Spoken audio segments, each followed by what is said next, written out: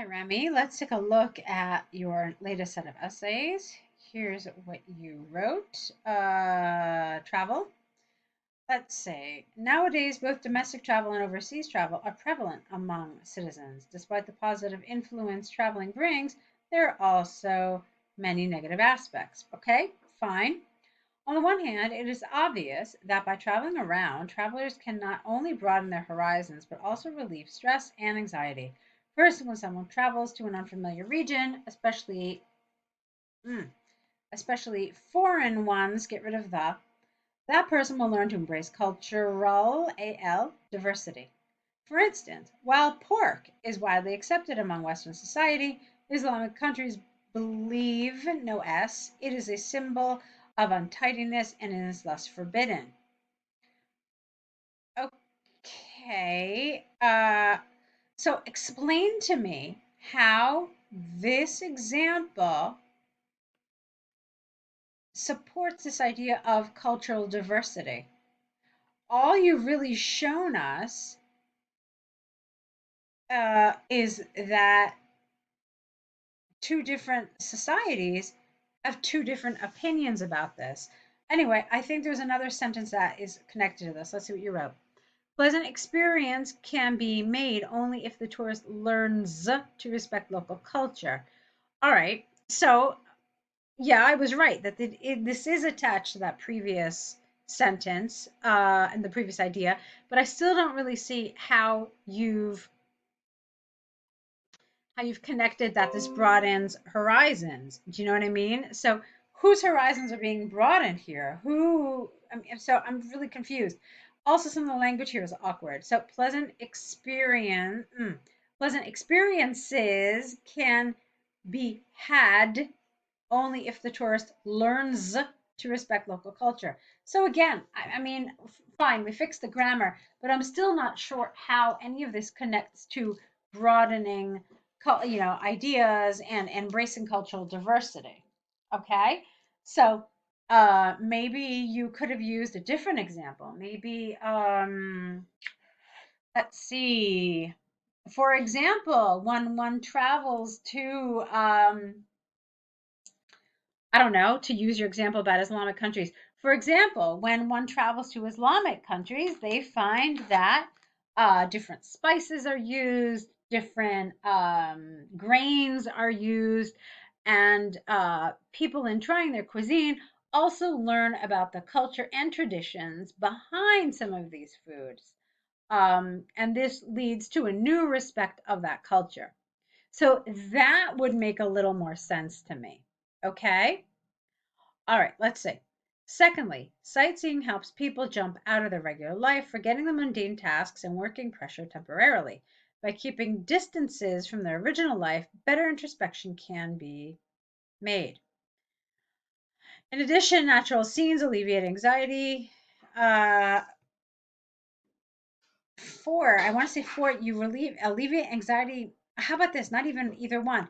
In people who have lived in cities for a long time, you alleviate anxiety in someone. I think that sounds even better.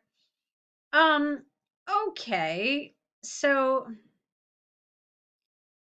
let's see. So what are you telling us? That traveling helps us relieve stress, it relieves anxiety. All right, fine. Okay. On the other hand, many have concerns, not concerned. It's not a verb. So, on the other hand, many have concerns that travel may lead, no S here, to different kinds of accidents, some of which are even life threatening. Because of the sense of adventure that travel brings, some intrepid explorers become obsessed with discovering uncharted sites where security can hardly be guaranteed. If natural, with an AL, disasters like volcano explosions or tornadoes, plural here, happen, it would be much more difficult to connect rescue organizations in such foreign places. Remember, we're not only talking about foreign places, we're talking about domestic travel as well. What's more, accidents, here we go. What's more, accidents occur, no S, even in popular tourist, no S, attractions. For example, sightseeing spots in Paris and Italy, with a Y in English, not an IA, have a notorious reputation for frequent street crimes. Tourists with foreign faces are more likely to be you're not stolen. A person is not stolen. Your possessions are stolen. Your money is stolen. Okay? So, maybe you mean kidnapped? Is that what you mean? So tourists with foreign faces are more likely to be kidnapped, robbed, and so on. Okay. All right. What I'm finding, you know what? Let me read the conclusion, then we'll talk about this. So, to conclude, travel can be beneficial to people in many ways, but can also be risky to some extent. Okay, fine. So, I thought that in a lot of ways this was good. What I'm finding here in your writing is the word I want to use here is a little bit of inflexibility. Um, so, how can I explain this? What do I mean by this? I mean that some of the language, I feel like there are certain restrictions that don't allow you to express yourself more flexibly, more precisely. Let me show you what I mean. So, here, for example, I don't think you really mean accidents. I think you mean the word risks. So, in other words, many have concerns that travel carries with it various risks, some of which are life threatening. Okay. So then you talk about this. So, this is like a physical risk, like you could hurt yourself. Um, or like this sentence, I can't really say I love. I didn't love it. And then here, uh, you run the risk of being a victim of crime. So this is what I meant, like by lack of flexibility. Like I don't think you were really expressing yourself with precision. Okay, so like for example, if somebody mugs you, or if somebody like pickpockets you, that's not an accident. You're a victim of crime. Okay. So I think this is what I was really trying to say. I feel like maybe some language limitations don't really allow you to express yourself as accurately and as precisely as you would like. Okay. So to conclude, travel can be beneficial to people in many ways, but can also be risky to some extent. Okay. That's brief. I'm wondering if maybe you could have said a little more. In general, I felt like this was rather brief. I would not be surprised if this was under 250 words. You may or may not know that the essay does not have to be 250 words. You won't be marked down. However, it's going to be very hard to get a high band score if it is under 250 words. Okay, so those are just some things to think about. All right. Now, I wouldn't want you to spend a ton of time like adding more to your conclusion or your introduction. Maybe another sentence, but nothing more than that. Um, okay, why don't we keep going?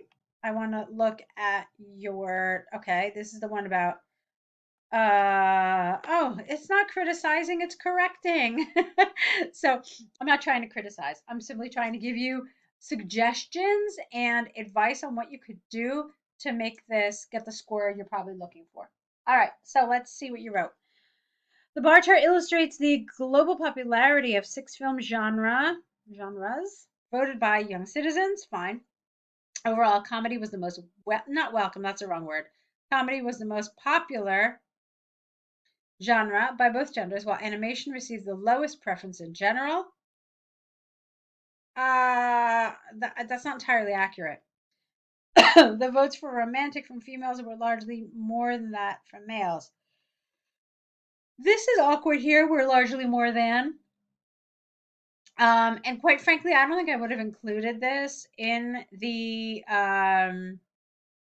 overview. There's some other things that I would have included other than just the comedy, but I don't think that would have been it. So we can talk about that when we're finished.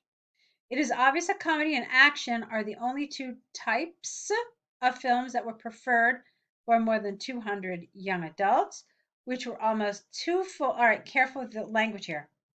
Which was almost double the number of people who liked animation.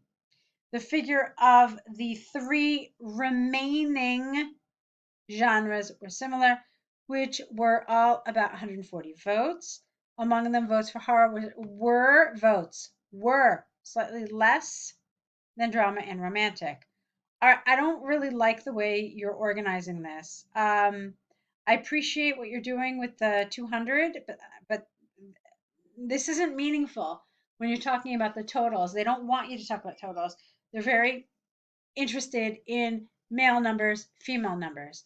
If they wanted totals, they would have made this a stacked bar chart. Okay? So let's see what you wrote here. Romance and action had the two biggest differences between the number of male viewers and female viewers.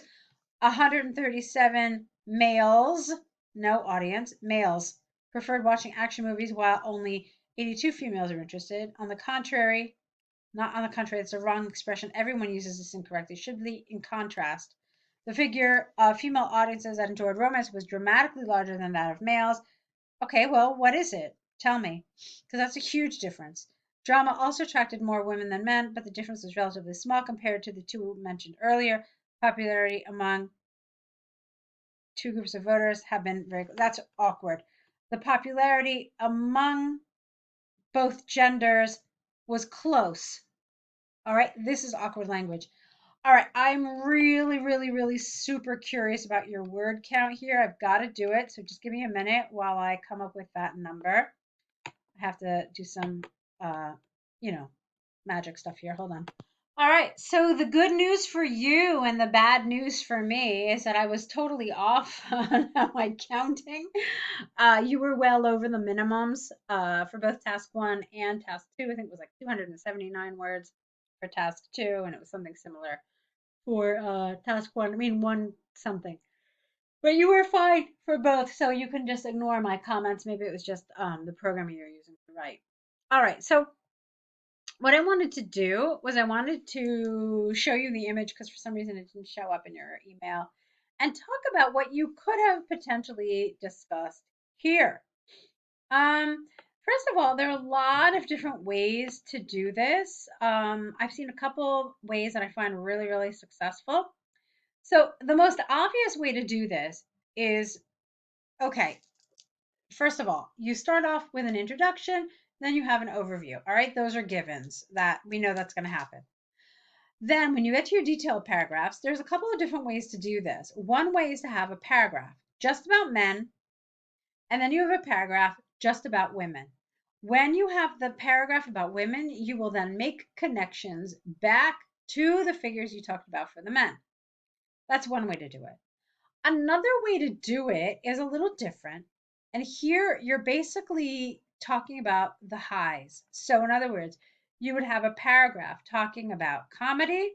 You would have a paragraph, and in that same paragraph, you would then talk about action, and then you would talk about romantic. And when you do that, you would focus on the differences between the men and women for this score and this score.